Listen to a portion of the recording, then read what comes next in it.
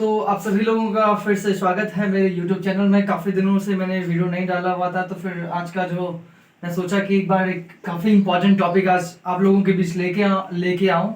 और जो आज का टॉपिक है वो बहुत ही ज़्यादा इम्पोर्टेंट है, क्योंकि जो जिस भी एग्जाम में हिंदी आती है, हिंदी का ये टॉपिक सर बहुत ही ज़्यादा इम्पोर्टेंट है। अगर ये टॉपिक आप पढ़ के जाएंगे तो यहाँ से आप बिल्कुल कभी मिस नहीं करेंगे नंबर, है ना। तो जैसे कि जो तैयारी कर रहे हैं कंपटीशन एग्जाम की, जैसे कि होगा बीपीडीओ, वीडियो, पटवारी, या जिस भी एग्जाम में हिंदी आती है उस एग्जाम के लिए बहुत जरूरी है। तो हम बात करेंगे आज उस मेन टॉपिक की। वो टॉपिक है स्वर। देखो, स्वर किसे कहते हैं? स्वर की परिभाषा जो होती है, स्वतंत्र रूप से बोले जाने वाले वर्णों को स्वर कहता है। यानी कि जिन वर्णों के उच्चारण में किसी अन्य वर्ण की सहायता ना लेनी हो, उसे क्या कहते हैं? स्वर कहते हैं। देखो, स्वर लेखन के आधार पर स्वर, अगर हम स्वर को लेखन के आधार पर बोलेंगे तो लेखन के आधार पर स्वर होते हैं 13, टोटल 13 लेते हैं। लेकिन अगर हम उच्चारण के आधार पर करेंगे, जो स्वर उच्चारण के आधार पर करेंगे वो 11 होता है। ठीक है, अब 11 की जो 3 बचते, देखो स्वर एक्चुअली हम टोटल लिख के बताएंगे आपको। एक तो होता है अ, आ, इह, ई, उफ, ऊ, री, ए, आई, ओ, औ, अंक और अह। ठीक है, आज का वीडियो थोड़ा लंबा होगा, थोड़ा सा देखिएगा, क्योंकि आज हम उसको काफी अच्छे से पढ़ने वाले हैं। तो लंबा जरूर होगा लेकिन काफी बेनिफिशियल होगा आज का वीडियो, है ना। तो हम देखिए, हमने लेखन के आधार पर स्वरों को लिखा हमने 13 प्रकार। लेकिन उच्चारण के आधार पर स्वर कितने होते हैं? तो उच्चारण के आधार पर कितने होते हैं? इन दोनों को हटाने के बाद स्वर उच्चारण के आधार पर कितने 11 हो जाते हैं। अंक और अहो को नहीं लिया जाता है। इन्हें क्या कहा जाता है? इन्हें अयोगवाह कहा जाता है। इन्हें अयोगवाह कहा जाता है। ठीक, ये अयोगवाह हो गया।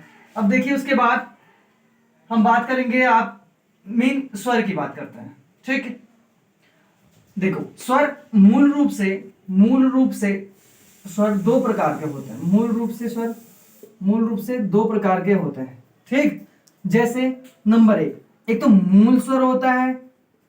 मूल स्वर जिन्हें क्या कहते हैं?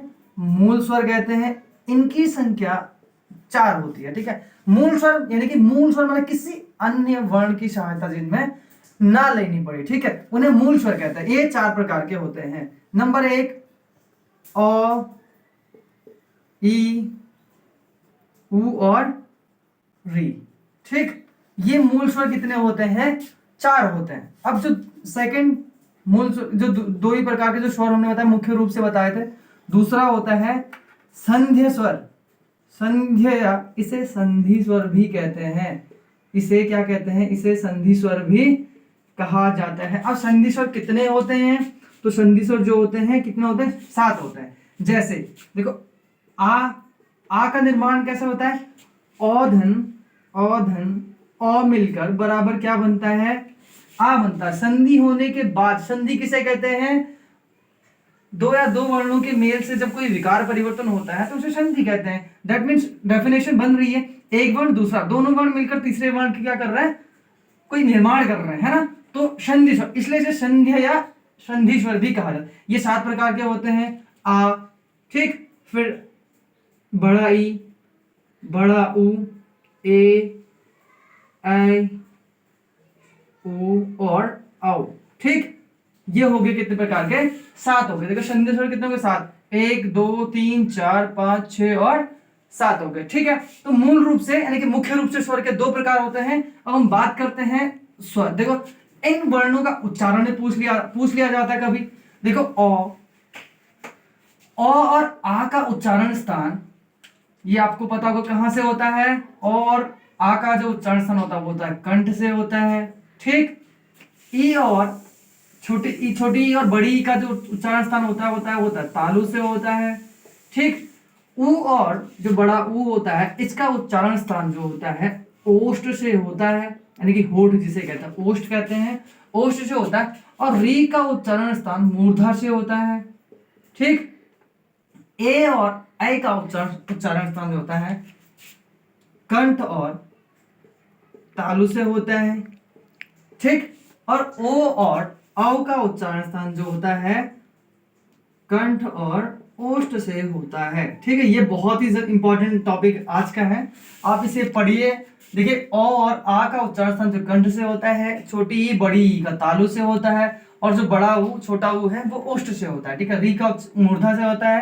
यानी कि जो हम बता रहे हैं स्पर्श किस किसी जैसे कि उन वर्णों का उच्चारण करते हुए मुंह के किस भाग को स्पर्श करता है, इस प्रकार से क्वेश्चन पूछता है। ए किस भाग से, यानी कि मुंह के किस भाग को स्पर्श करके आता है, तो कंठ और तालु को स्पर्श करते हुए आता है, ठीक। तो हम बात कर लेंगे जो स्वर के जो प्रकार हैं। स्वर के वैसे हम नॉर्मली 6 प्रकार होते हैं, ठीक है। स्वर के मूल रूप से तो 2 प्रकार होते हैं, लेकिन स्वर के अगर प्रकार पूछ दिए जाए, स्वर के 6 प्रकार होते हैं, ठीक। कौन कौन से होते हैं हम बात करते हैं। अब देखिए पहला जो होता है, फर्स्ट इज मात्रा के आधार पर स्वर, मात्रा के आधार पर, मात्रा के आधार पर स्वर, ठीक है। जो मात्रा के आधार पर स्वर होते हैं वो होते हैं 3 प्रकार के। अब देखो 3 प्रकार के से कौन कौन से होते हैं पहले बात करते हैं, ठीक है। पहला जो होता है, पहला होता है हरस्व स्वर कि हरस्व स्वर, ठीक। हरस्व स्वर होता है। दूसरा होता है दीर्घ स्वर होता है, दीर्घ स्वर होता है, ठीक। फिर तीसरा जो होता है वो होता है प्लुत स्वर होता है। अब देखो हम बात करते हैं हर्ष स्वर की। देखो मात्रा क्या था, यानी कि जिन वर्णों के उच्चारण में एक मात्रा का समय लगता हो उसे हर्ष स्वर कहते हैं, या तो ऐसा भी कहा जा सकता है कि जिन वर्णों के उच्चारण में कम से कम समय लगता हो उन्हें क्या कहा जाता है, हर्ष स्वर कहा जाता है। ये 4 प्रकार के होते हैं हर्ष स्वर। कितने, इसमें कितने स्वर आते हैं, 4। जैसे कि देखिए ओ, ई, उ और री, ठीक। ये हर्ष स्वर आ जाते एक मात्रा वाले। उसके बाद तो दीर्घ स्वर हो जाते हैं, यानी कि हर्ष से जिन वर्णों के उच्चारण में हर्ष से भी अधिक समय लगता हो उन्हें दीर्घ स्वर कहा जाता है। यानी कि 2 मात्रा वाले जो वर्ण होते हैं, जो स्वर होते हैं, उन्हें दीर्घ स्वर कहा जाता है। जैसे आ हो गया, बड़ी ई हो गया, बड़ा ऊ हो गया, ए हो गया, ऐ हो गया, और अ हो गया, और औ हो गया, ठीक। ओ और अ हो गए, ठीक। अब देखिए प्लुत स्वर में क्या होता है, आप यहां तक तो समझ गए। अगर जहां आपको समझ में नहीं आएगा आप कमेंट करके बताइएगा, फिर से मैं कोशिश करूंगा आपको बताने की, ठीक है। उसके प्लुत स्वर देखो क्या होता है। प्लुत स्वर, प्लुत स्वर में 3 मात्रा वाले स्वर आते हैं, 3 मात्रा वाले वर्ण आते हैं, 3 मात्रा वाले स्वर आते हैं, ठीक है। कंफ्यूजन मत करना, ठीक है। अब देखिए 3 मात्रा वाले शब्द, जैसे कि या तो ऐसा भी लिखा आ सकता है कि किस निम्न में से किस स्वर में दीर्घ से भी अधिक समय लगता है, तो प्लुत स्वर में, यानी कि दीर्घ से उच्चारण, इससे भी दीर्घ में जितना हर्ष से भी ज्यादा समय लगता है दीर्घ स्वर के उच्चारण में, फिर प्लुत स्वर के उच्चारण में दीर्घ से भी अधिक समय लगता है। इनमें आ जाता है जैसे कि राम, रावण, ऐसा आता है, ओम आ जाता है, ठीक है। इसी प्रकार के जो 3 मात्रा वाले शब्द होंगे वो किस में आ जाएगा, यानी कि प्लुत स्वर में आ जाएंगे, ठीक है। ये हो गया पहला हमारा मात्रा के आधार पर स्वर हो गए।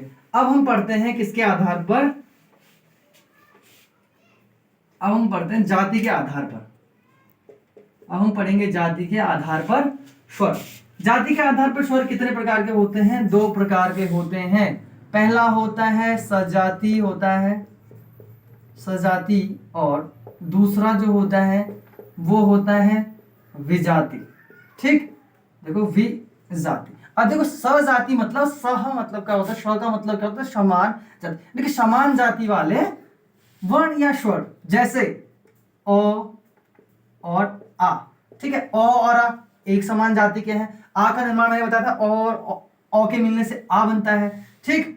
फिर आता है ई, छोटी ई और बड़ी ई आ जाता है। छोटी ई और छोटी ई मिलेगी तो बड़ी ई बनेगी, या बड़ी ई या छोटी ई मिलकर तब भी क्या बनता है, बड़ी ई बनाता है, ठीक है। उसके बाद बात करेंगे हम ऊ, छोटा ऊ और बड़ा ऊ, तब भी क्या बनाएगा, बड़ा ऊ बनाएगा, समान जाति के हैं, ठीक है। हम उसके बाद बात करते हैं वि जाति का, बिना जाति के स्वर, ठीक है। कौन कौन से होते हैं, ए, ऐ, ओ और औ होते हैं, ठीक है।